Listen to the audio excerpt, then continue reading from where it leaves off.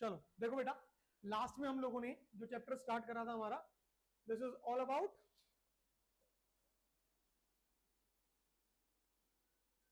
Units and measurement. ठीक है, और यूनिट्स एंड मेजरमेंट में अगर आप लोगों को याद हो, जो लास्ट क्लास में हम लोग टॉपिक अपना आखिरी में कवर अप कर रहे थे बेटा, दिस इज ऑल अबाउट किसके बारे में था? It is all about your dimensional formula. ठीक है, तो भाई अगर आप लोगों को याद हो तो हम लोगों ने ये तो सीख लिया था कि डायमेंशनल फॉर्मूला होता क्या है। बात आती है, अगर एग्जाम में वैसे पूछेगा नहीं बट स्टिल हमें पता होना चाहिए कि हम लोग इसे डिफाइन कैसे करेंगे। तो अगर डायमेंशनल फॉर्मूले को डिफाइन करना पड़े तो कैसे करा जाएगा? Simply formula written in the form of कौन सी क्वांटिटीज बेटा? Fundamental quantities. और वो भी कैसे?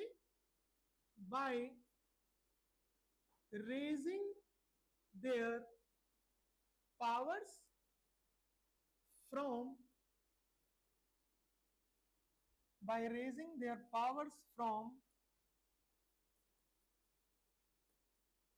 The respective units. भाई जो हम पावर्स रेज करेंगे बेटा वो कहां से करेंगे? यूनिट में से करेंगे। फॉर एग्जाम्पल एक दो एग्जाम्पल्स लेकर के इसको और अच्छे से क्लियर कर लेते हैं बेटू हम लोग। फॉर एग्जाम्पल अगर हम लोगों ने बात करी यहां पर एनर्जी को लेकर के, ठीक है, अब ध्यान रखना, आपको एनर्जी कहे या फिर वर्क कहे या फिर हीट कहे, ठीक है, इन सब के लिए यूनिट क्या रहेगी आपके पास? Same. And the unit is kilogram metre square per second square. इस तरीके से करके अगर आप ध्यान से देखते हो बेटा तो ये किलोग्राम जो है वो किसके लिए हो गया आपके पास? मास के लिए। ये मीटर किसके लिए हो गया? भाई ओम टाइम से आएगा बेटा। यहां से ये किसके लिए हो गया? लेंथ के लिए। और यहां से ये किसके लिए आ गया? टाइम के लिए। इसका मतलब हम लोग डायमेंशनल फॉर्मूला क्या लिखेंगे बेटू? This is m1 l2 and t -2। तो ये डायमेंशनल फॉर्मूला हो गया किसके लिए? एनर्जी के लिए। ध्यान रहेगा ना। इसी तरीके से सपोज अगर हमसे कहता है एक्सेलरेशन, हमसे कहता है एक्सेलरेशन ड्यू टू ग्रेविटी, ठीक, इन सब के लिए, इन दोनों के लिए जो यूनिट है बेटा वो आपकी क्या रहेगी? दिस इज मीटर पर सेकेंड स्क्वायर। अगर आप ध्यान से ऑब्जर्व करते हो तो यहां ये जो मीटर है ये किसके लिए बन गया? लेंथ के लिए। ये जो सेकंड है ये किसके लिए बन गया बेटा? टाइम के लिए। इसका मतलब अगर हम लोग यहां पर डायमेंशनल फॉर्मूला लिखना चाहते हैं, अगर हमने लिखा डायमेंशनल फॉर्मूला तो वो क्या लिखा जाएगा? m0 हो गया, l1 एंड t -2। तो ये डायमेंशनल फॉर्मूला बना किसके लिए? एक्सेलरेशन या फिर एक्सेलरेशन ड्यू टू ग्रेविटी के लिए। बेसिक समझ आया थोड़ा सा? अब सुनो ध्यान से, एक क्वेश्चन करते हैं और थोड़ा अच्छे से क्लियर करते हैं और फिर आगे चलेंगे। हमारे पास एक इक्वेशन दी गई, समझना बेटा, पहले ध्यान से, लिखना नहीं है कुछ भी, सिर्फ समझो। आपसे कहा गया that n is equal to d n2 minus n1 and over x2 minus x1। ये एक इक्वेशन दी है जिसमें कि उसने आपको बताया है कि वेयर दिस n, ये n क्या रिप्रेजेंट कर रहा है? ये रिप्रेजेंट कर रहा है number of particles per unit area and per unit time. Question के अंदर बताया गया है बिल्कुल ठीक इसी तरीके से n1 एंड n2, इसके बारे में बताया गया कि ये रिप्रेजेंट कर रहा है नंबर ऑफ पार्टिकल्स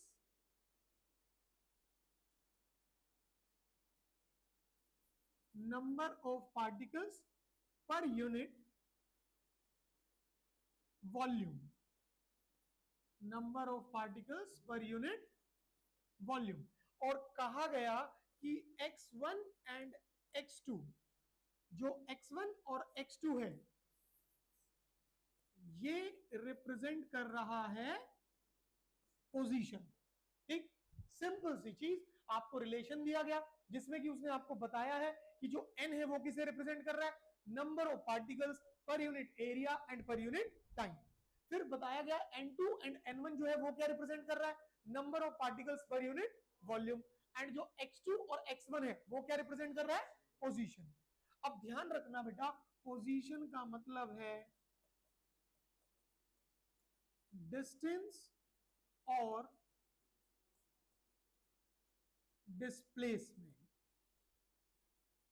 डिस्टेंस भी ले सकते हैं और डिस्प्लेसमेंट भी ले सकते हैं। और अब उसने कहा determine the dimensions of D. अगर नेक्स्ट क्लास में लेट किया तो पिटाई हुई, ध्यान रखना, टाइम से आया करो, ठीक है। डोर क्लोज करो, आ जाओ बैठो। तो आपको क्या फाइंड आउट करना है, डी का डायमेंशंस निकालना है। अब सबसे पहले आप क्या करोगे, आप इन सब के डायमेंशनल फॉर्मूले लिखोगे, इन सभी के, ठीक है। अब लिखने से पहले आप मुझे एक छोटा सा पॉइंट ये बताओ, अगर हमने लेंथ में से लेंथ को सब्ट्रैक्ट किया या लेंथ में लेंथ को ऐड किया तो बनेगा क्या, लेंथ ही बनेगी।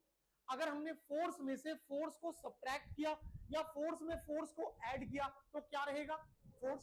तो ध्यान रखना, जब N2 और N1 और N2 दोनों सेम है तो सब्ट्रैक्ट करने के बाद जो यूनिट रहेगी, सब्ट्रैक्ट करने के बाद जो डायमेंशनल फॉर्मूला रहेगा वो भी क्या रहेगा, सेम, कोई चेंजेस नहीं आएंगे। एज इट इज x2 और x1 दोनों ही क्या है, पोजीशन, दैट इज डिस्टेंस और डिस्प्लेसमेंट। मतलब ऐड करो या सब्ट्रैक्ट करो, उसके बाद जो यूनिट रहेगी वो क्या रहेगी, सेम। जो डायमेंशनल फॉर्मूला रहेगा वो क्या रहेगा, सेम, उसमें कोई चेंजेस नहीं आएंगे, हाँ या ना। अब इसी हिसाब से हम सबके डायमेंशनल फॉर्मूले लिखते हैं। देखो भाई, n क्या है, number of particles per unit area and per unit time. तो मैंने क्या लिखा, number of particles per unit area and per unit time. एक बात बताइए, क्या नंबर के लिए कोई यूनिट होगी, कोई डायमेंशंस होंगी, नहीं। सो आप क्या लिख सकते हैं यहां पर, it is m0 l0 t0। भाई कोई यूनिट नहीं है, कोई डायमेंशंस नहीं है, तो क्या रहेगा, m0 l0 t0। Then divided by area, area के लिए क्या बनेगा बेटा, l2। एंड टाइम, टाइम के लिए क्या बनेगा, t1। अगर आप इसे शिफ्ट कर देते हैं तो आपके पास कितना बना बेटा, m0 l-2 एंड t-1। ये किसके लिए बना, n के लिए, आया समझ। अब चलते हैं किस पर, n1 एंड n2। ध्यान से सोचना, n1 n2 क्या बोल रहा है, number of particles per unit volume. Now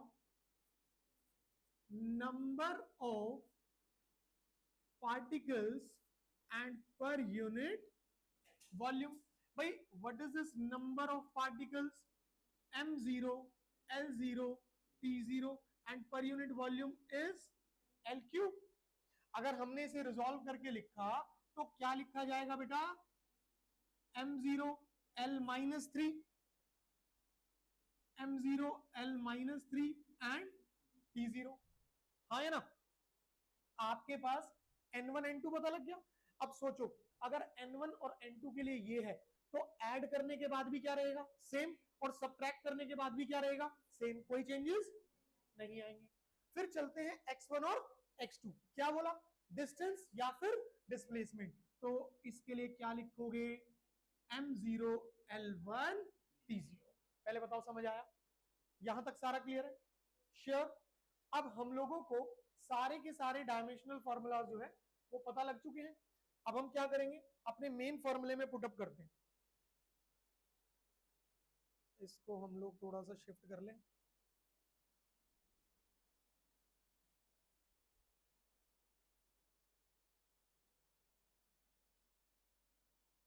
clear नजर आएगा? क्लियर विजिबल है? ठीक। नाउ हम लोगों ने क्या करा, देखो अपने मेन फॉर्मूले को पकड़ा यहां से ये वाला, और मैंने किसके लिए फॉर्मूला लिखा? डी के लिए। अगर मैं डी के लिए लिखता हूं तो क्या लिखा जाएगा? N x2 minus x1 divided by n2 minus n1। क्या हमारे पास इन सब के डायमेंशनल फॉर्मूलाज नहीं है? बिंदास है। अगर पुटअप किया तो what is D? It is n, कितना है? m0 l minus 2 t minus 1 into x2 minus x1. What is x2 minus x1? ये रहा। ठीक, this is how much? m0 l1 t0। Done है। फिर divided by it is n2 minus n1। ये रहा बेटू। it is how much? m0 l minus 3 t0। कोई दिक्कत? ध्यान से देखो भाई, मास कितना रहेगा? It will remains as 0। अब बात करते हैं लेंथ की। लेंथ के लिए देखो L1 L माइनस 2, या फिर ये -3 जब ऊपर आएगा तो ये प्लस होगा। सो -2 + 3 कितना हुआ? -1। सॉरी +1। भाई यहां से ये -2 और ये -3, यहां क्या रह जाएगा? L की पावर +1। L की पावर +1 और L1 कितना हो गया? L2। डन है। Then time t power -1। So ये हो गया आपका t पावर। तो ये आपका डायमेंशनल फॉर्मूला आ जाता है किसके लिए? यही बोला था उसने, find out the dimensional formula for t। समझ आया? पक्का? बेसिक सी चीजें हैं, छोटे छोटे पॉइंट्स हैं, जल्दबाजी में बस गलती नहीं करनी। क्लियर है? चलें आगे। पक्का? हाँ, कौन सा बेटा? ये वाला। देखो ये इक्वेशन गिवन है। अब हम लोगों ने यहां से इस हिस्से को इधर शिफ्ट करा और यहां से इस हिस्से को डिनोमिनेटर में लिया। ये गिवन है आपको। दिस इज हमारी गिवन इक्वेशन। ठीक है? क्लियर हुआ? तो अब आपको एग्जैक्ट वे में ये चीज पता लग गई कि डायमेंशनल फॉर्मूला क्या गेम है। श्योर? आज की गेम शुरू करें? पक्का? नाउ आज हम लोग सीखने वाले हैं बेटा, समझेंगे ध्यान से, all about dimensional analysis. Dimensional analysis basically बोले तो कि हम डायमेंशनल जो फॉर्मूलाज हैं उन्हें किस तरीके से इस्तेमाल कर सकते हैं। ठीक है? तो सबसे बेसिक वाले से शुरू करेंगे और धीरे धीरे बढ़िया वाले प्रोसेस पे जाएंगे। तो सबसे पहला इस्तेमाल, that is checking the accuracy of the formula. हम लोग ये देखेंगे डायमेंशंस की हेल्प से कि जो हम लोगों ने अब तक फॉर्मूले पढ़े, क्या वो फॉर्मूले वाकई में सही है या नहीं। अब कैसे करना है ध्यान से समझेंगे बेटू। एग्जांपल उठाते हैं हम लोग यहां पर। सपोज अगर आप लोगों को ध्यान हो, आप लोगों ने काइनेटिक एनर्जी के लिए एक फॉर्मूला पढ़ा, ½ mv²। अब हम ये देखना चाहते हैं कि ये फॉर्मूला डायमेंशनली करेक्ट है या नहीं है। सो क्या करना है, आप सबसे पहले जाइए लेफ्ट हैंड साइड पर। लेफ्ट हैंड साइड पर कौन है? Kinetic energy. भाई ये यूके बेसिकली क्या रिप्रेजेंट कर रहा है? Kinetic energy. अब काइनेटिक एनर्जी हो, पोटेंशियल एनर्जी हो, या सिर्फ एनर्जी हो, या वर्क डन हो, या हीट हो, एनर्जी तो एनर्जी ही रहेगी। And what about the dimensional formula? m1 l2 and t -2। ये रहेगा हमारे पास। अब हम चलते हैं हमारे राइट हैंड साइड पर। अगर आप ध्यान से देखिए right hand side, it is ½ mv²। अगर डायमेंशन सब्स्टिट्यूट करते हो बेटा तो कितना बना? Half is a number, m0 l0 t0, then mass, this is m1। Then velocity का स्क्वायर, देखो वेलोसिटी इज L1t माइनस 1, और आपने क्या करा, इसका स्क्वायर करा। अगर हम इसे रिजॉल्व करके लिखे ध्यान से, ये तो हटा ही दो, आपके पास कितना बना, m1, ध्यान से L2 and t minus 2। Just check it out, अगर आप दोनों को कंपेयर करते हो, कंपेयरिंग बोथ, दोनों सेम आ रहे हैं नहीं, हाँ है ना। इसका मतलब हम कह सकते हैं फॉर्मूला इज डायमेंशनली एक्यूरेट, जो फॉर्मूला है वो डायमेंशनली बिल्कुल सही है। समझ आया? नाउ फॉर एग्जांपल एक और एग्जांपल लेते हैं और अच्छे से क्लियर करते हैं बेटा इसको, देखिएगा ध्यान से।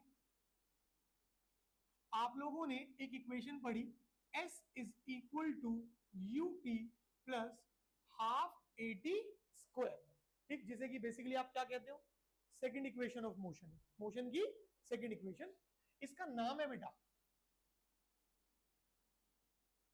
We call it as position time equation. क्या कहते हैं इसको, पोजीशन टाइम इक्वेशन। हम ये देखना चाहते हैं कि हमारी ये इक्वेशन वाकई में डायमेंशनली एक्यूरेट है या नहीं। तो ऐसा करने के लिए सबसे पहले हम लोगों ने पकड़ा लेफ्ट हैंड साइड को। लेफ्ट हैंड साइड पर कौन है, एस। यहां ये जो एस है वो रिप्रेजेंट करता है किसको, डिस्टेंस और डिस्प्लेसमेंट को। तो अगर आपने लिखा डायमेंशनल फॉर्मूला तो m0, L1 एंड t0, यही बनेगा। अब हम चलते हैं राइट हैंड साइड पर, बहुत ध्यान से देखेंगे बेटू। अगर हम लोगों ने राइट हैंड साइड की बात करी तो हमारे पास क्या है बेटा, यहां पर you t plus half of A t square. अगर आप सभी के डायमेंशन सब्स्टिट्यूट करते हो तो देखो, what is you, velocity L1t minus 1, this t is what, time t1 plus, क्या हाफ के लिए कुछ लिखोगे, क्यों नहीं लिखोगे, नंबर है, न्यूमेरिकल कोई वहां पर एग्जिस्ट नहीं करेगा dimensional formula. Then what is a, acceleration L1t minus 2 and t square can be written as what, t2, हाँ है ना। अगर अपन लोग देखिए ध्यान से, इसे सॉल्व करा, t minus 1 t1 t0 हो गया, आपके पास क्या बचा, सिर्फ आपके पास यहां से क्या बचता है बेटू, L1, देन प्लस -2 प्लस 2, ये भी हट गया, आपके पास क्या बचा बेटा। अगर ध्यान से देखें, हमने अभी थोड़ी देर पहले बात करी, अगर लेंथ में लेंथ को ऐड कर रहे हो तो रिजल्ट भी क्या रहेगा, फोर्स में से फोर्स को सब्ट्रैक्ट कर रहे हो तो रिजल्ट भी क्या रहेगा। अगर सेम यूनिट को ऐड कर रहे हो, सेम डायमेंशंस को ऐड कर रहे हो, रिजल्ट क्या रहेगा, सेम, हाँ है ना। अब अगर आप ध्यान से ऑब्जर्व करें, कंपेयर बोथ, जैसे ही आपने दोनों को कंपेयर किया, दोनों बराबर आ रहे हैं, तो इसका मतलब हम कह सकते हैं फॉर्मूला इज डायमेंशनली करेक्ट। जो फॉर्मूला है वो डायमेंशनली बिल्कुल बढ़िया है, एकदम बिंदास है। समझ आया? ये बेसिक यूज था, एकदम इजी वाला, कि डायमेंशंस की हेल्प से हम लोग एक्यूरेसी को कैसे चेक कर सकते हैं। तो सीधे सीधे क्या करना है, इक्वेशन जो है, फॉर्मूला जो है, उसका लेफ्ट हैंड साइड देखो, लेफ्ट हैंड साइड पर जो भी क्वांटिटी आ रही है उसकी डायमेंशंस देख लीजिए। फिर जाइए राइट हैंड साइड पर, राइट हैंड साइड पर number of physical quantities involve होंगी, मल्टीप्लाई हो रही होंगी, डिवाइड हो रही होंगी, कुछ पावर चल रही होंगी, उनको रिजॉल्व करो। रिजॉल्व करने के बाद जो फाइनल आंसर आया उसे चेक कर लो अपने किसके साथ, लेफ्ट हैंड साइड वाली रिजल्ट के साथ। दोनों अगर बिल्कुल मैच कर गए तो फॉर्मूला बिल्कुल सही है, और अगर नहीं मैच करे या तो फॉर्मूला गलत है या फिर हमने कहीं गलती करी है। आई बात समझ? हो जाएगा अच्छे से, श्योर, पक्का। ये दोनों फॉर्मूलाज आपने पहले पढ़े हुए हैं। अब एक नया फॉर्मूला पकड़ते हैं और फिर चलते हैं नेक्स्ट कैटेगरी पे। अब यहां एक दो चीजें नहीं आएंगी। हम लोग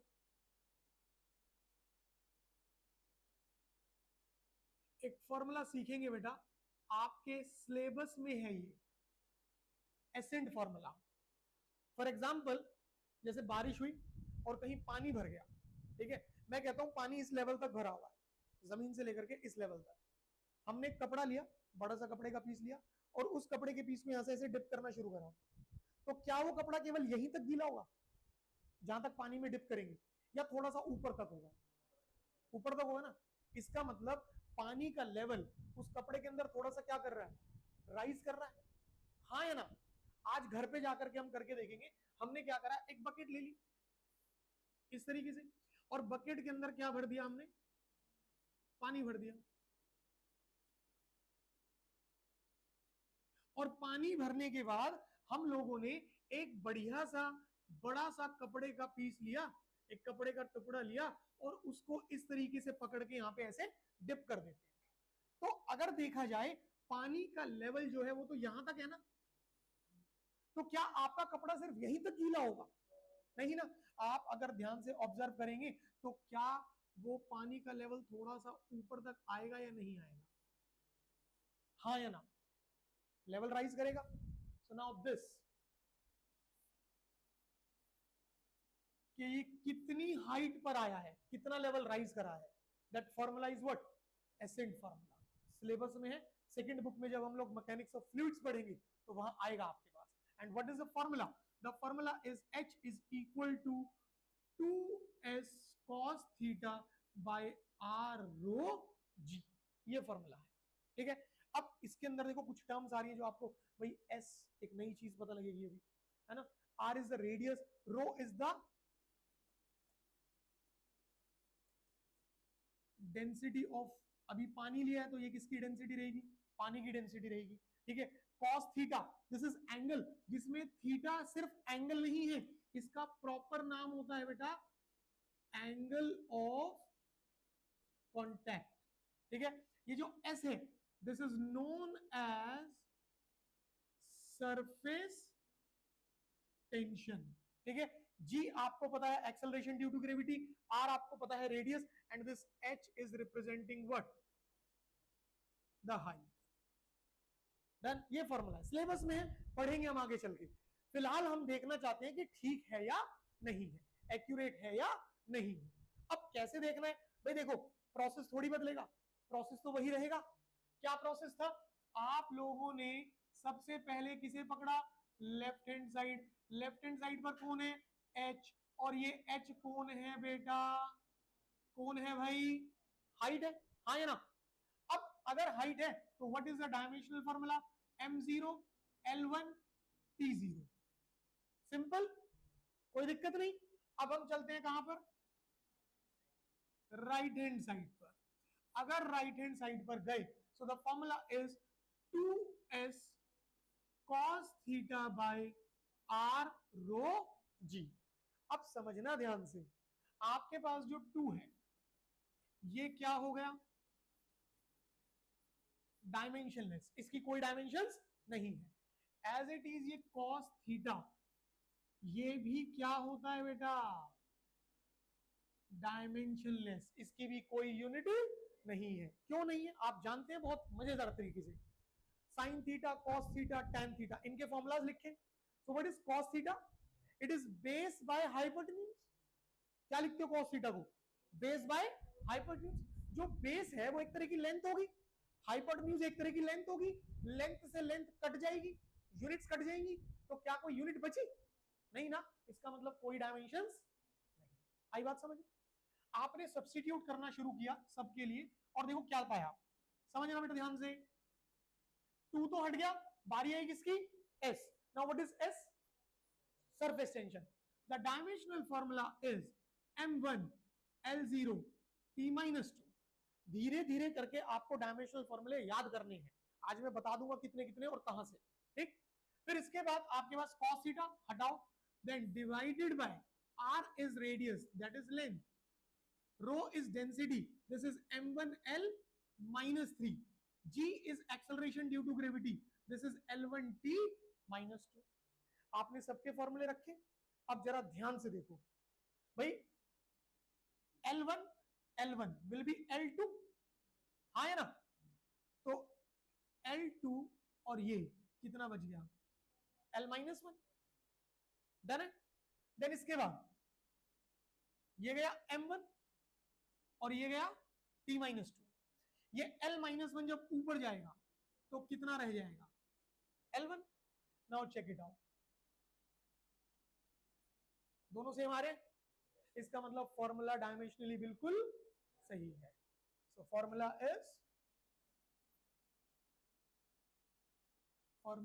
इज डायमेंशनली करेक्ट। सिंपल तरीका है, समझ आया या नहीं आया कि किसी भी फॉर्मूले की एक्यूरेसी को कैसे चेक करना है, आप सभी लोग आसानी से कर पाएंगे या नहीं कर पाएंगे? पक्का एक आप लोग ट्राई करोगे? श्योर। चलिए एक करके देखेंगे और फिर हम लोग अगली कैटेगरी में चले जाएंगे बेटा, और कुछ नया नहीं फेमिलियर सी चीज ले लेते हैं। v square minus u square is equal to 2as and this is known as what, the position velocity relation। इसको क्या कहते हैं बेटा, पोजीशन वेलोसिटी रिलेशन।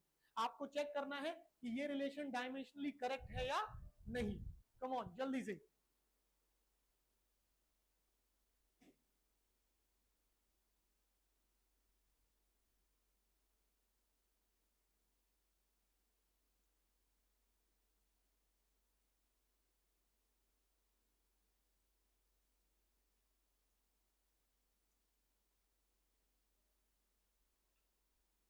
फटाफट से चेक करें बेटा इसकी एक्यूरेसी को।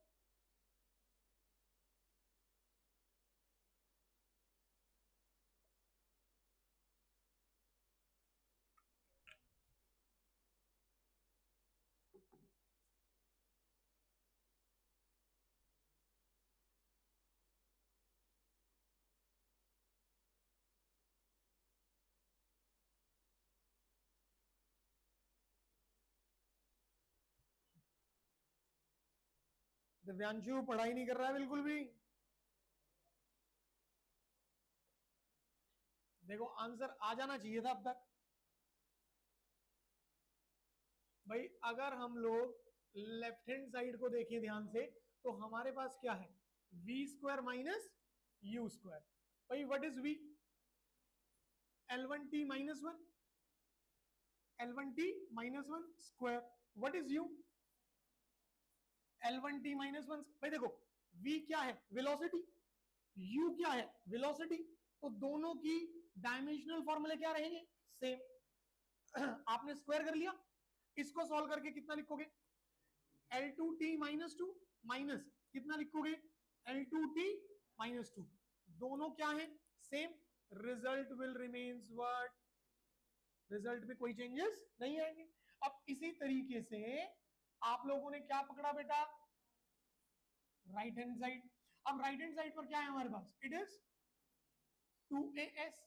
क्या 2 के लिए आप कोई डायमेंशंस रखेंगे, बिल्कुल भी नहीं।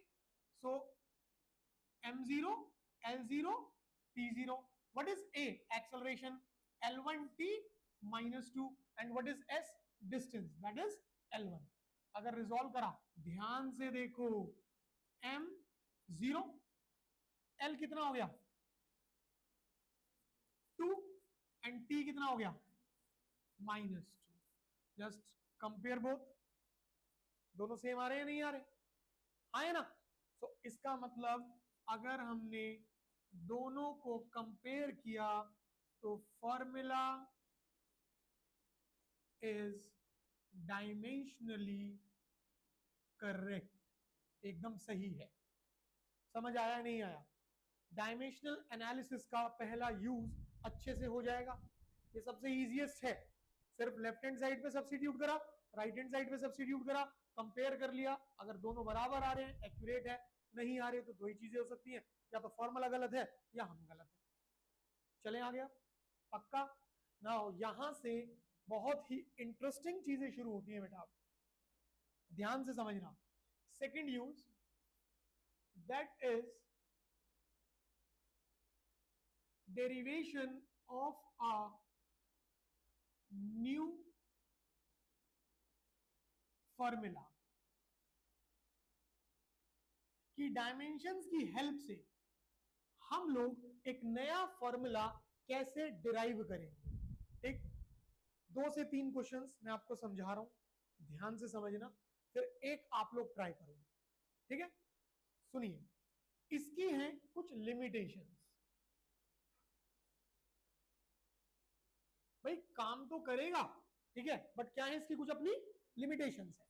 सबसे पहली, मान लो एक फिजिकल क्वांटिटी है x, और ये फिजिकल क्वांटिटी x डिपेंड करती है a पर और डिपेंड करती है b पर, ठीक? अगर हमारी एक फिजिकल क्वांटिटी की डिपेंडेंस अलग से दो फिजिकल क्वांटिटीज पे है, भाई फॉर एग्जांपल हम कहते हैं कि जो डेंसिटी है वो डिपेंड कर रही है मास पर, वो डिपेंड कर रही है वॉल्यूम पर। कितने पर डिपेंड कर रही है? दो पर। अगर ऐसा है, इट्स ग्रेट एंड फाइन, हम डिराइव कर लेंगे, कोई दिक्कत नहीं आएगी। अगर एक फिजिकल क्वांटिटी है x, कहता है डिपेंड कर रही है a पर, डिपेंड कर रही है b पर, डिपेंड कर रही है c पर। फॉर एग्जांपल कहता है कि जो potential energy of the body है वो डिपेंड कर रही है मास पर, वो डिपेंड कर रही है हाइट पर, वो डिपेंड कर रही है एक्सेलरेशन ड्यू टू ग्रेविटी पर। 3 पर डिपेंडेंस आ गई। अगर 3 पर डिपेंडेंस है, स्टिल इट्स ग्रेट, कोई दिक्कत नहीं आएगी, हम कर लेंगे, कोई टेंशन नहीं है। बट अगर डिपेंड करता है ए पर, करता है बी पर, सी पर और डी पर, अगर डिपेंडेंस 3 से ज्यादा फिजिकल क्वांटिटी पर आ गई,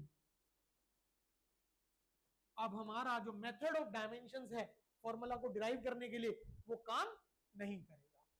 ध्यान रहेगा। तो पहली लिमिटेशन क्या है? It is applicable, it is applicable for the relation involving dependence of maximum 3 physical quantities। कितने तक की डिपेंडेंस पर कामयाब है? 3 पर। अगर 3 से ज्यादा आ गए तो ऐसा नहीं है कि वो फॉर्मूला डिराइव नहीं होगा, डिराइव होगा, बट द पॉइंट इज हम उसे डायमेंशंस की हेल्प से नहीं करेंगे, उसके लिए कुछ अलग टेक्निक रहेगी। आई बात समझ में? अगर हम चाहते हैं कि हम उसे कैसे निकालें डायमेंशंस की हेल्प से, तो वो कहां तक काम करेगा? 3 तक करेगा, 3 के बियॉन्ड नहीं करेगा। पहली लिमिटेशन ध्यान रहेगी, श्योर, पक्का?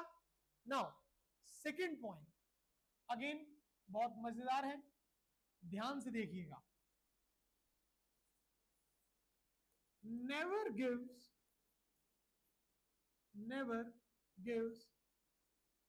any idea about the dimensionless constant in the formula। फॉर्मूले के अंदर जो डायमेंशनलेस कांस्टेंट आता है, ये टेक्निक कभी भी उसके बारे में हमें कोई इंफॉर्मेशन नहीं देती। मतलब फॉर एग्जांपल अगर आप लोगों को एक फॉर्मूला याद हो बेटा, अभी लिखा भी था, kinetic energy, what is the relation? Half of mv square. Now this is the real formula, this is the real one, but बेटा when derived with the help of dimensions, but जब हम लोग इसे डायमेंशंस की help से derive करेंगे ना, formula ये नहीं आएगा, फॉर्मूला आएगा काइनेटिक एनर्जी इज के mv स्क्वायर, जिसमें कि ये जो k है वो क्या होगा हमारा? एक डायमेंशनलेस कांस्टेंट। अब सोचो, ध्यान से सोचो, दिमाग लगाओ, आपका रियल फॉर्मूला ये है, अगर आपने वहां इसे इस्तेमाल किया तो क्या वो न्यूमेरिकली आपको सही रीडिंग्स देगा? सोचो, नहीं देगा ना। इसका मतलब क्या हुआ कि जो फॉर्मूला हम डायमेंशंस की टेक्निक से निकालेंगे, वो फॉर्मूलाज जो हैं will be only dimensionally correct। वो फॉर्मूलाज कैसे करेक्ट होंगे? डायमेंशनली। never gives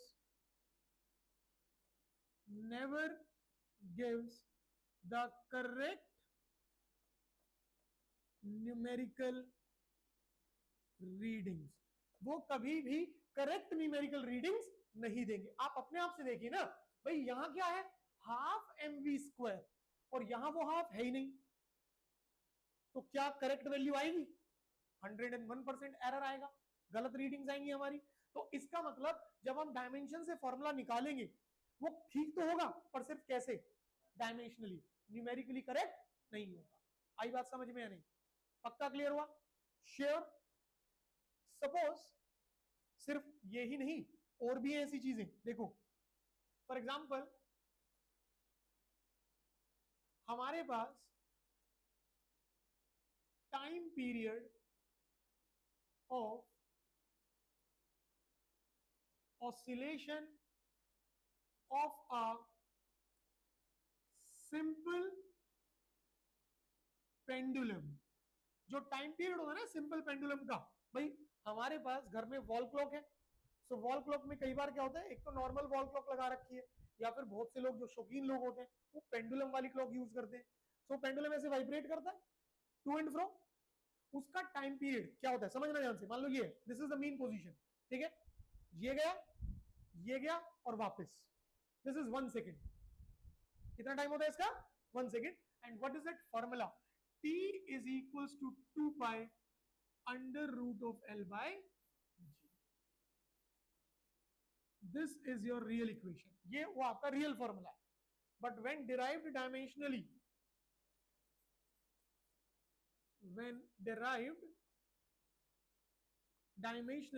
तो फॉर्मूला आता है T is equal to K under root of L by G. And ये जो K है वो क्या आता है हमारा? एक डायमेंशनलेस कांस्टेंट। अब आप खुद से सोचिए, हमारा रियल फॉर्मूला तो ये है, बट जब हमने उसको डायमेंशंस की हेल्प से निकाला तो फॉर्मूला ये आ रहा है। तो क्या ये आपको कभी करेक्ट रीडिंग देगा? भाई 2 पाई का लोचा आ जाएगा या नहीं? तो इसका मतलब जो फॉर्मूला बना, ये जो फॉर्मूला बना, it is correct not numerically but only dimensionally. ये न्यूमेरिकली करेक्ट नहीं होगा, सिर्फ कैसा करेक्ट रहेगा? डायमेंशनली। मतलब दूसरा लिमिटेशन क्या बना कि डायमेंशंस की हेल्प से जब हम एक नया फॉर्मूला डिराइव करेंगे तो वो फॉर्मूला डायमेंशनली बिल्कुल सही आएगा, बट न्यूमेरिकली सही नहीं आएगा। भाई क्यों नहीं आएगा? क्योंकि जो डायमेंशंस की टेक्निक है, ठीक, वो कभी भी हमारे पास जो कांस्टेंट लगता है वहां पर उसके बारे में कोई इंफॉर्मेशन नहीं। और सिर्फ कांस्टेंट नहीं, कैसा कांस्टेंट? Dimensionless constant. समझ आया? दो लिमिटेशंस क्लियर हुए? पक्की बात। पहला क्या है? अगर 2 पे डिपेंडेंस है काम करेगा, 3 पे है काम करेगा, 4 पे फेल। देन दूसरा क्या आ गया? न्यूमेरिकली कभी भी करेक्ट नहीं होगा, सिर्फ कैसे करेक्ट होगा? डायमेंशनली। क्यों? क्योंकि जो टेक्निक है वो कभी भी फॉर्मूले के अंदर आने वाले डायमेंशनलेस कांस्टेंट के बारे में कोई इंफॉर्मेशन नहीं देती। बात समझ आई? अब चलते हैं तीसरे लिमिटेशन पे। बहुत मजेदार है बेटा, ध्यान से समझना। never gives any idea about the nature of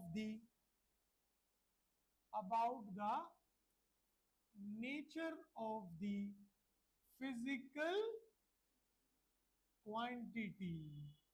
ये कभी भी जो फिजिकल क्वांटिटी का नेचर है कि भाई जो फाइनल फॉर्मूला बना उसमें जो क्वांटिटी निकल के आई है वो क्वांटिटी स्केलर है या वेक्टर है, उसके बारे में हमें कभी भी कोई इंफॉर्मेशन नहीं देता। ध्यान रहेगा? पक्का? And now the last and the मजेदार वन, चौथा, भाई नॉट एप्लीकेबल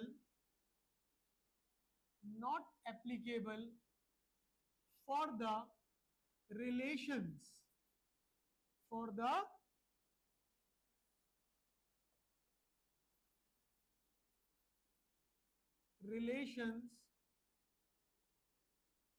इन्वॉल्विंग, अब समझना, ये ऐसे रिलेशंस के लिए काम नहीं करेगा जिन्होंने किसे इन्वॉल्व किया हो, ट्रिग्नोमेट्रिक फंक्शन को इन्वॉल्व किया हो। ठीक, फॉर एग्जाम्पल हम आपके सिलेबस में एक फॉर्मूला पढ़ेंगे that h is equal to 2s cos theta by r rho g, अभी लिखा भी था। इस फॉर्मूले में कौन आ रहा है, ट्रिग्नोमेट्रिक फंक्शन आ रहा है, तो इसको डायमेंशन से चेक कर सकते हो बट डिराइव नहीं कर सकते। इसको डिराइव करने के लिए अलग मेथड रहेगा, अलग टेक्निक रहेगी, ध्यान रहेगी बात। फिर इसके बाद it is not applicable for logarithmic functions, ये लॉगरिथमिक फंक्शंस के लिए भी कभी भी काम नहीं कर पाएगा। एक फॉर्मूला हम पढ़ेंगे बेटा आपके सिलेबस में थर्मोडायनेमिक्स चैप्टर के अंदर, that work done is 2.303 RT log base 10 and V final by V initial. So this is logarithmic function. ठीक, अब ये किसका फॉर्मूला है बेटा, this is work done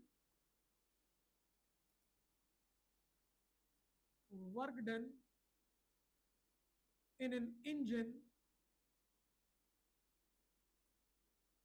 during isothermal expansion। जो गाड़ी का हीट इंजन होता है ना, आपके सिलेबस में है, हम पढ़ेंगे उसके बारे में। तो उसमें 4 अलग अलग साइकिल्स होती हैं, तो वन ऑफ द साइकिल में वर्क डन ये होता है आपका, और इसने किसको इन्वॉल्व कर रखा है, लॉगरिथमिक फंक्शन को। तो अगर यहां लॉगरिथमिक फंक्शन आ गया, हम डायमेंशनली इसकी सिर्फ एक्यूरेसी चेक कर पाएंगे कि ठीक आया है या नहीं, बट हम लोग इसको डिराइव नहीं कर पाएंगे। डिराइव करने के लिए अगेन अलग टेक्निक रहेगा। ठीक, फिर इसके बाद not applicable for exponential functions, और एक्सपोनेंशियल फंक्शंस के लिए भी काम नहीं करता। क्लास 12th में आप एक लॉ पढ़ेंगे बेटा, लॉ ऑफ एक्सपोनेंशियल डीके। आप लोगों ने फॉसिल्स के बारे में पढ़ा है, फॉसिल्स बायोलॉजी में पढ़ा होगा, फॉसिल्स केमिस्ट्री में पढ़ा होगा। तो जो फॉसिल्स होते हैं उनकी लाइफ डिटरमाइन की जाती है कि भाई अब ये इतना बचा है तो इतने साल बाद इतना खत्म हो जाएगा और इतना बचेगा, ऐसा कुछ करते हैं वहां पे। ठीक है, सो वो किसके थ्रू पता करते हैं, law of exponential decay, and the formula is n is equals to n naught e की पावर माइनस लैम्डा टी। अब यहां कौन आ गया, एक्सपोनेंशियल फंक्शन। एक्यूरेसी चेक कर पाओगे पर डिराइव डायमेंशंस की हेल्प से। तो ये सब के सब अलोंग विद दिस 2 लिमिटेशंस ये हो गए और 2 लिमिटेशंस ये हो गए, ध्यान रहेगा। अब मजेदार बात ये सोचो, ये तो लिमिटेशन है, इतने लिमिटेशंस के बावजूद भी we can derive the formula, हम तब भी फॉर्मूला डिराइव कर सकते हैं भाई, भले ही वो हमें न्यूमेरिकली करेक्ट रीडिंग ना दे, डायमेंशनली तो करेक्ट होगा, तो इसका मतलब निकल जाएगा फॉर्मूला। तो अब देखते हैं कैसे, लिमिटेशन समझ आ गई, ध्यान रहेंगी। Sure these will help you out in your reason assertion, ये कहां मदद कर सकती हैं आपकी, रीजन असर्शन में। तो ध्यान रखना, इनको छोड़ना नहीं है कि भाई चलो ऐसे ही छोड़ दो इसको, नहीं गड़बड़ हो जाएगा। चले आगे, सो लेट्स सी कि हम लोग डायमेंशंस की हेल्प से एक फॉर्मूला कैसे डिराइव कर सकते हैं। देखिएगा, क्वेश्चन फॉर्म है बेटा, और क्या कहा गया हम लोगों से, कहता है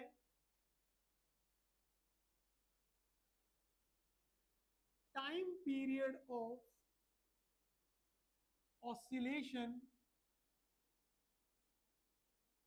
of a simple pendulum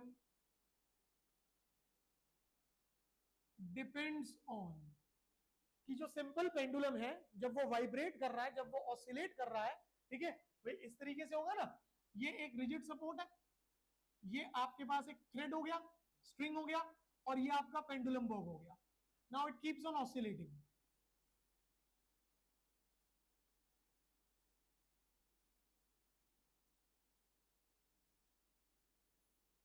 ये इस तरीके से क्या कर रहा है, कॉन्स्टेंटली ऑसिलेट कर रहा है। तो कहता है कि जो इसका टाइम पीरियड है इसका जो टाइम पीरियड है वो तीन चीजों पे डिपेंड कर रहा है. It depends on the mass of the Bob. किस पे डिपेंड कर रहा है? मास ऑफ द बॉब पे. It depends on the length of the string. It depends on what? length of the string. And last, it depends on the value of acceleration due to gravity. वो इन सब चीजों पे depend कर रहा है. Clear है? Question के अंदर आपको ये सब चीजें अवेलेबल है कि जो टाइम पीरियड है वो किस पे डिपेंड कर रहा है? Mass of the bob, length of the string and the value for acceleration due to gravity. और अब उसने हमें कहा then derive the formula for time period. कि भाई आप लोग किसके लिए फॉर्मूला डिराइव करके दे दो? टाइम पीरियड के लिए. क्लियर है? अब क्वेश्चन में आगे बढ़ने से पहले आप मुझे एक छोटी सी बात बताओ. मान लो हम लोगों ने काइनेटिक एनर्जी लिखी. समझना बेटा ध्यान से. मैंने लिखा kinetic energy is equal to half mv square. ठीक है? What is the power of mass? यहां पर मास की पावर कितनी है? 1. What is the power of velocity? Velocity की पावर कितनी है? 2. हाँ या ना? फॉर एग्जाम्पल मैंने फॉर्मूला लिखा प्रेशर के लिए. It is force by area. भाई मैं इसको ये भी तो लिख सकता हूं इस तरीके से. अगर आप ध्यान से देखें तो पावर ऑफ फोर्स कितनी है? 1. एंड पावर ऑफ एरिया कितनी है? -1. हर फॉर्मूले के अंदर मान लो हम जिस भी फिजिकल क्वांटिटी के लिए फॉर्मूला लिख रहे हैं, जैसे कि मैंने लिखा काइनेटिक एनर्जी के लिए, तो काइनेटिक एनर्जी का जो फॉर्मूला है उसमें मास आया, उसमें वेलोसिटी आई. तो जो मास है, जो वेलोसिटी है, उनकी कुछ पावर है या नहीं है? भले ही 1 हो, भले ही 2 हो, -1 हो, -3 हो, पावर -½ हो या पावर +½ हो, भाई कुछ ना कुछ पावर रहेगी या नहीं? हाँ मुझे बता. Okay okay. सो कुछ ना कुछ पावर रहेगी या नहीं रहेगी? एग्री करते हैं? यहां से जस्टिफाई हो रही है ये बात? अब जरा यहां आओ और ध्यान से देखो.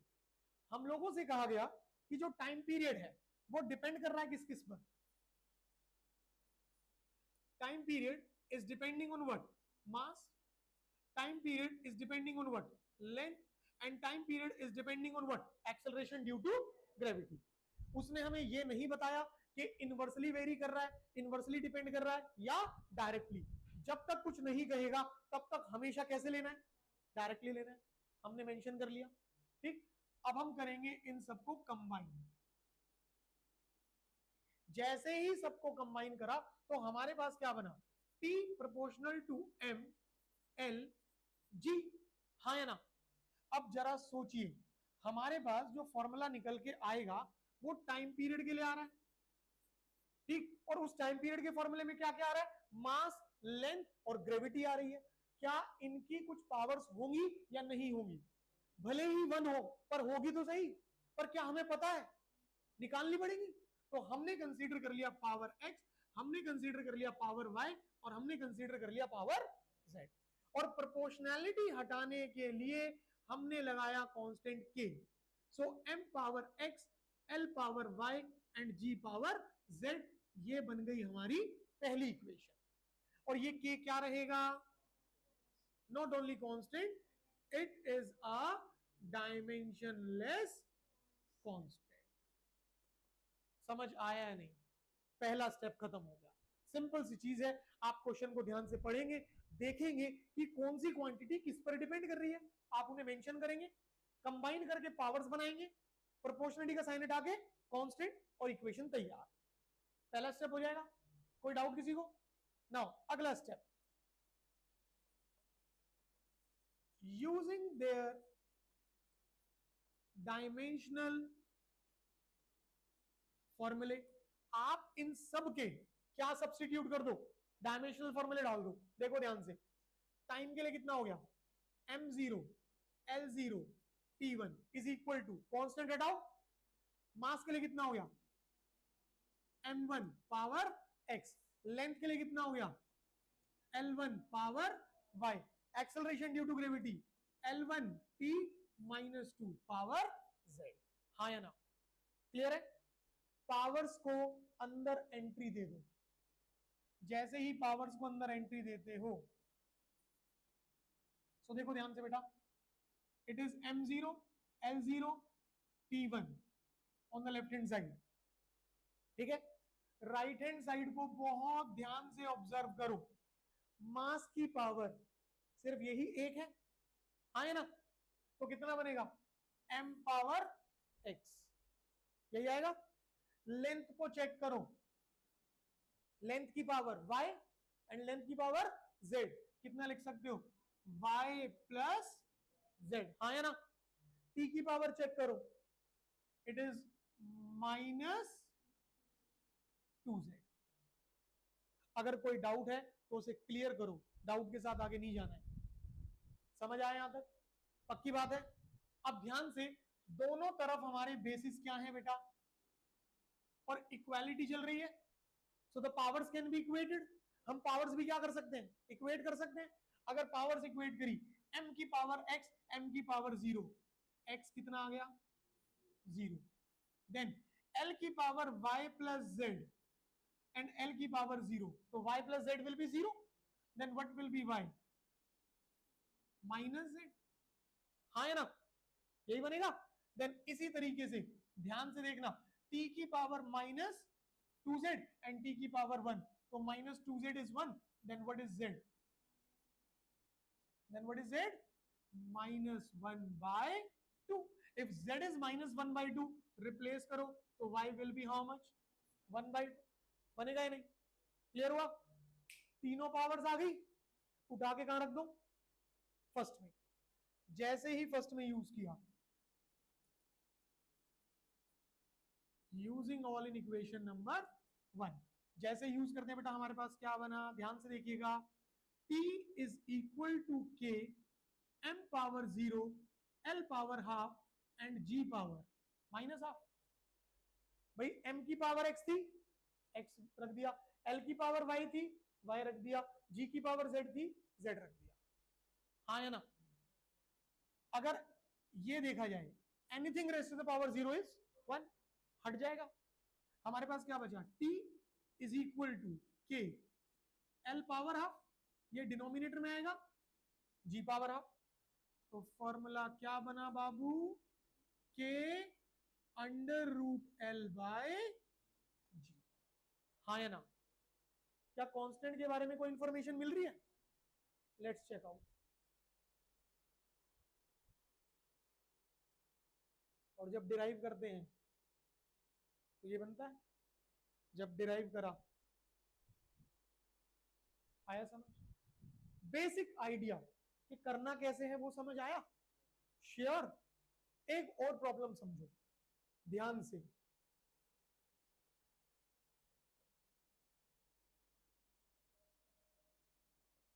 देखो बेटा, आप लोगों से कहा गया कि जो स्पीड ऑफ साउंड है, speed of sound in a medium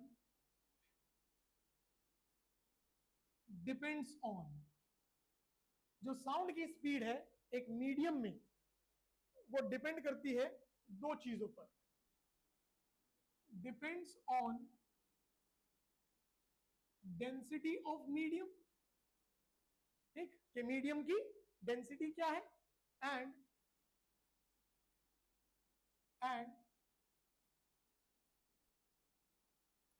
bulk modulus of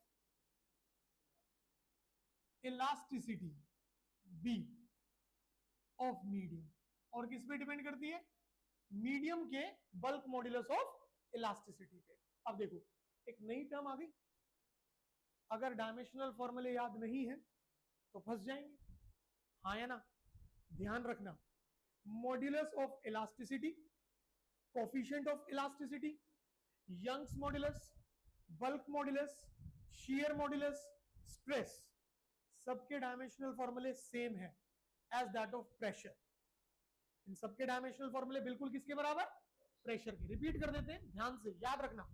pressure, stress, modulus of elasticity, coefficient of elasticity, Young's modulus, bulk modulus, shear modulus, modulus of rigidity, सब कुछ सेम यूनिट चलेंगी और सब किसके बराबर?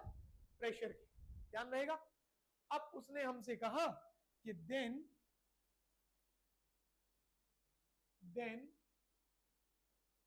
derive the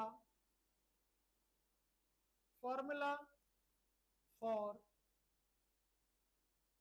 speed of sound।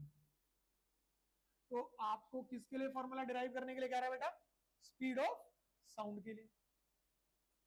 Question एक बार ध्यान से पढ़ लो आप लोग सभी, पहले चेक कर लो कि डिपेंडेंस किस किस पर है, कौन कैसे डिपेंड कर रहा है बेटा। Check it out properly.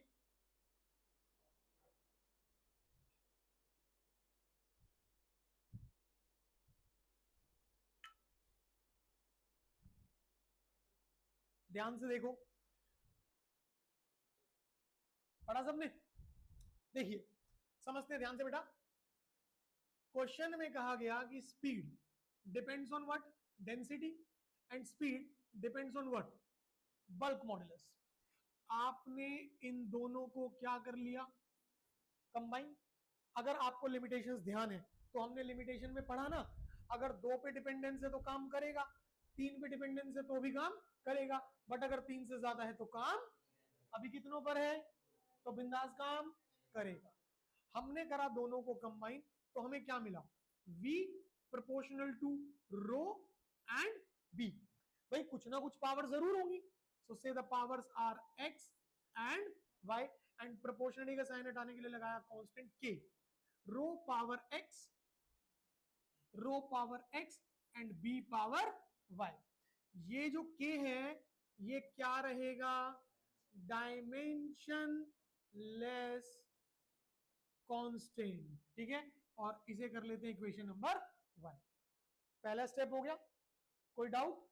Sure. Now अगला स्टेप, यूजिंग देयर डायमेंशनल फॉर्मूले। अब हम इन सब के क्या सब्स्टिट्यूट करेंगे? डायमेंशनल फॉर्मूले। सो ध्यान से देखिएगा भाई, v velocity it is m0 l1 t minus 1 is equal to k हटेगा, and rho is what? Density. So density के लिए कितना बेटू? It is m1 l minus 3 power x। Then b bulk modulus, that is basically the pressure. So कितना बनेगा? m1 l minus 1 and t minus 2 power y। अगला step, powers को क्या कर देंगे? एंट्री दे देंगे, हाँ या ना? जैसे ही पावर्स को एंट्री दी गई तो हमारे पास क्या बनता है बेटा? इधर लेफ्ट साइड पे तो यही रहेगा, m0 l1 t minus 1 is equal to, यहां पर देखो ध्यान से, मास की पावर क्या बनेगी? x, और यहां से y। सो कितना लिख सकते हैं? x plus y. लेंथ की पावर देखो बेटा, -3x माइनस वाई, हाँ या ना? सो लेंथ की पावर क्या लिख सकते हैं? -3x and minus y, -3x and minus y. And what about t की पावर? t की पावर -2y।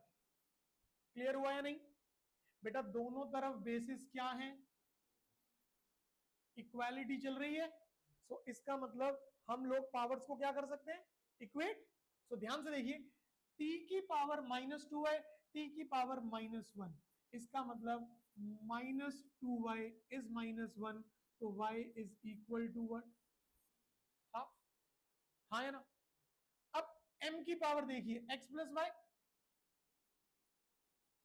एंड m की पावर 0, तो x प्लस वाई इज 0, तो x is equal to what? -y। अगर आपने यहां यूज करा तो व्हाट विल बी x? -1/2। समझ आया? आपके पास x और y दोनों आ चुके हैं। Now using in equation number 1 आप अपनी मेन इक्वेशन में डाल दो। तो जैसे ही सब्स्टिट्यूट करोगे तो वेलोसिटी किसके बराबर आएगी बेटा, के रो पावर x कितना हो गया minus half and b power y that is plus half. हाँ या ना। तो फॉर्मूला क्या बना, v इज इक्वल टू के अंडर रूट बी बाय रो। तो ये फॉर्मूला हमारे पास कैसे आया, डायमेंशंस की हेल्प से। आइडिया मिला, पक्की बात, श्योर। एक और करें और अच्छे से क्लियर हो जाएगा। ठीक है, फिर नेक्स्ट क्लास में क्या करेंगे, आप लोगों को इन दो कंसेप्ट की न्यूमेरिकल शीट दे देंगे जो आपको अपने आप प्रैक्टिस करनी है। ठीक है, जो डाउट आएगा वो आप क्लियर कर लीजिएगा।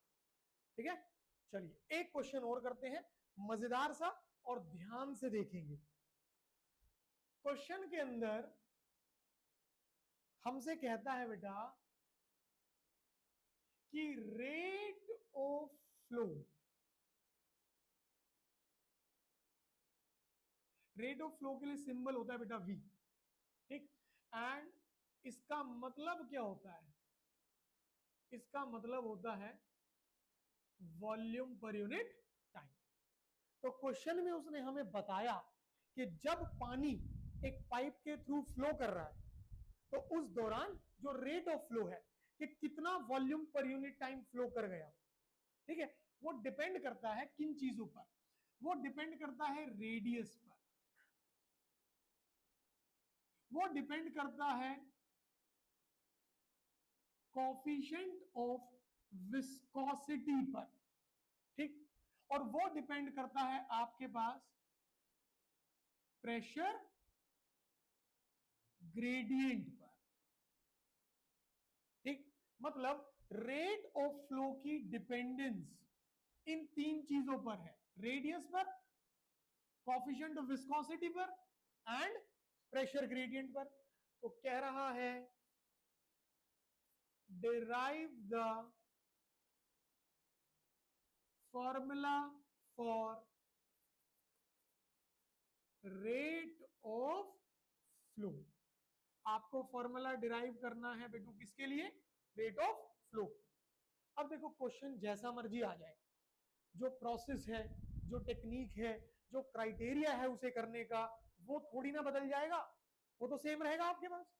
अगर हम लोगों ने इसे रिजॉल्व करने की कोशिश करी तो ध्यान से देखना, rate of flow v depends on what, radius, depends on what, viscosity, depends on what, pressure gradient.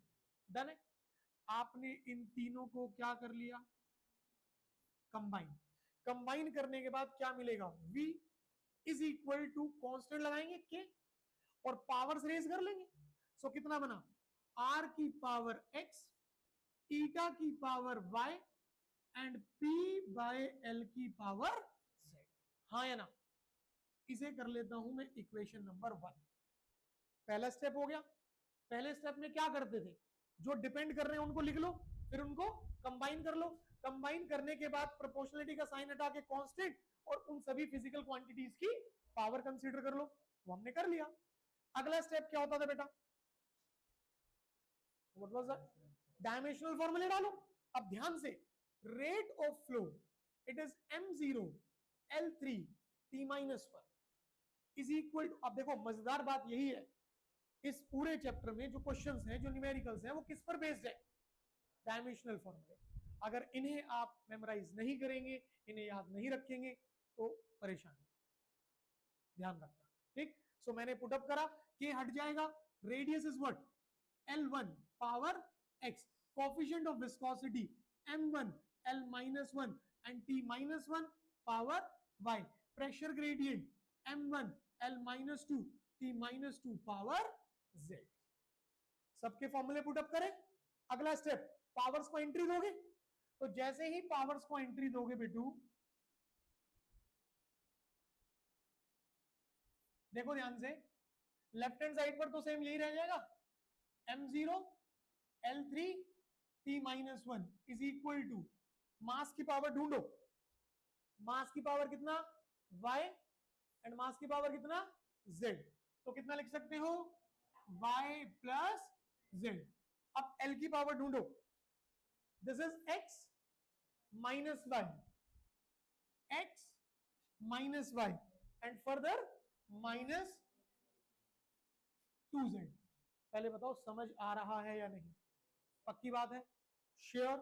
Now ये हो गया l के लिए, अब t को ढूंढो, minus y minus 2z, t minus y minus 2z, ये बनेगा, हाँ या ना।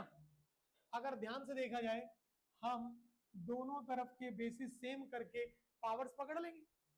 अगर पावर्स पकड़ी जाए तो देखिएगा ध्यान से, m की पावर y प्लस जेड और m की पावर 0, तो y is equal to minus z. आगे बढ़िए, x minus y minus 2z is equal to 3, but what is y? अगर y को यहां माइनस z कर दिया तो x, y को करा आपने माइनस z, तो plus z minus 2z is equal to 3, तो ये कितना हो गया x minus z is equal to 3। Then आप लोग आगे बढ़े, माइनस वाई माइनस 2z, इधर t की पावर कितनी है माइनस 1, बट y की जगह कितना कर सकते हो, अगर y की जगह माइनस z करा तो ये कितना हो गया z minus 2z is minus 1, then minus z is minus 1, so that z is equal to, अगर z equal to 1 आपने यहां रखा तो x is equal to 4, हाँ है ना, x कितना हो जाएगा 4, और z equals to minus 1, sorry z equals to 1 यहां रखा तो y कितना हो जाएगा माइनस 1। तीनों रीडिंग्स आ गई, और उठा करके कहां रख दो फर्स्ट में। So using all in equation number 1.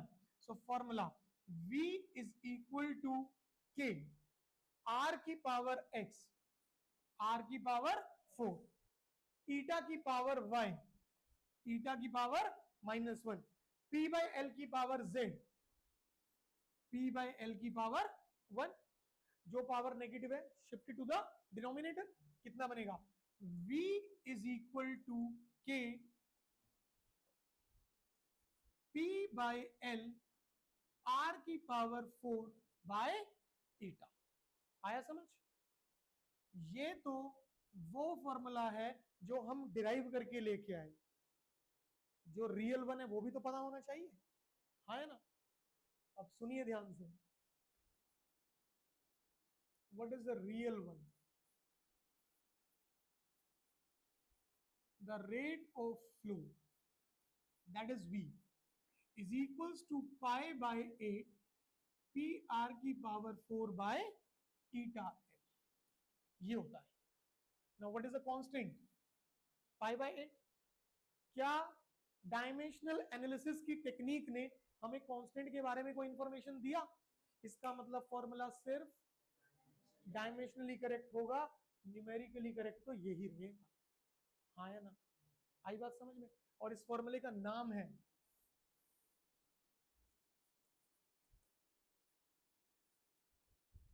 पॉइजलीज formula.